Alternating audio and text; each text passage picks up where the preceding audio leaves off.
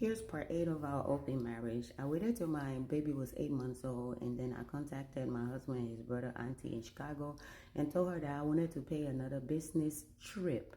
And she said yes. So this time I took my 8 month old with me. Now the baby's 8 months old. When I got there, she was like, wait a minute, whose child is this? I said, it's mine. She was like, wait, I thought you and my nephew are separated. I said yes, but the pregnancy happened during that time. But she was like, wait, how old is the baby? I said, the baby 8 months old. She was like, wait, you was here the last time, why didn't you bring the baby? I said, I left the baby with my sister because I had a lot to do and the baby was still young. She was like, oh, okay. So I spent a couple of days there, and I told her one evening that I was going to do some shopping, but I never returned. And she started to call my phone, but I was on my way back home. I was going to leave the baby with her, but after I got home, I was going to tell her what was going on. So when I got home, I returned her call. And she said, where are you? Why aren't you back yet? I said, I'm back home. She was like, back home where? I said, back home, like in Indiana. She was like, wait, you left the child here? I said, yes, but let me explain. She was like, there's nothing to explain. Why would you leave your child here? I said, please let me explain. At least you have big kids, but there's something you need to know. She was like, oh, Lord, come get your child before you tell me whatever it is I need to know. I said, wait. I said, Nathan and I, we've been separated. Nathan told me he wanted open marriage, but then me and his brother started messing around. She was like, what? You and Curtis started messing around? I said, yes. She was like, so you're trying to tell me this is Curtis' child?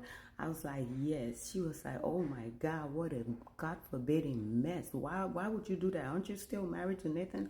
I said, yes. She was like, but why would you leave the child here? I said, I left the child there because right now Curtis is in Chicago. He abandoned me and he moved on with another female.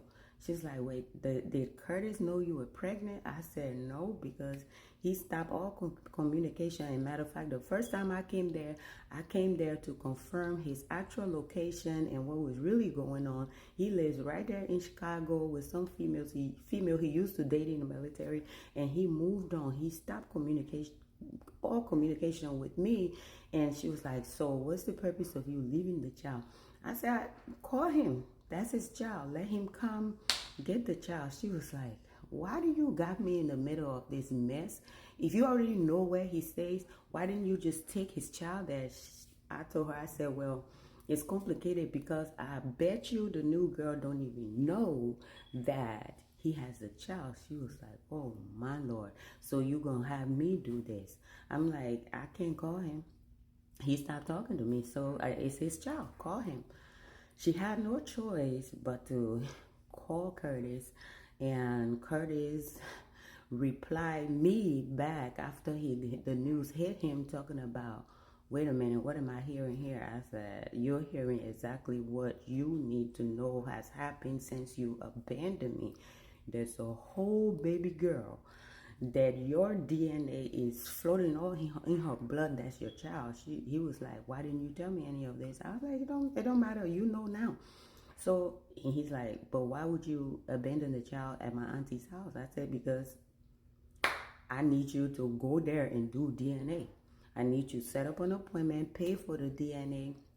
I would send my kid, and so you can find out that that's your daughter. He was like, wow, you're so messy. You're so messy. I said, so is you and your brother. He was like, okay, don't even go there. But no problem. I'll go to my auntie house. He goes to his auntie house, and his auntie thought that he was going to pick up the child, but he didn't.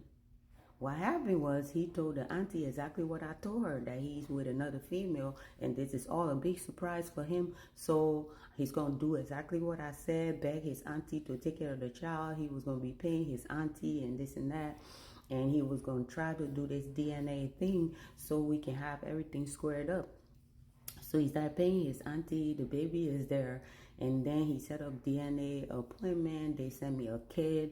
I swiped my mouth and everything. I sent everything. And they did the DNA. It came out 99.999. It was his daughter. And then he was like, okay, it's my child. I accept it. What do you want now? You should come and get the baby. I said, no. We're going to go and you're going to get yourself on child support. Get yourself on child support so that once you do that and I see the first check hit my account I'm going to give you, I will pick up the child. He was like, you got to be kidding me. I said, no, I'm not.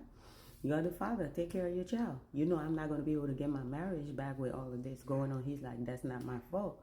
I said, okay, but just do that though. He went, he put himself on child support.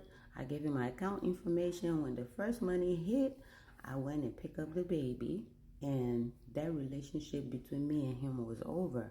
As far as when or how he was going to reveal to his girl that he had a child, that ain't got nothing to do with me. But my husband, we ended up, mending our differences and stuff like that.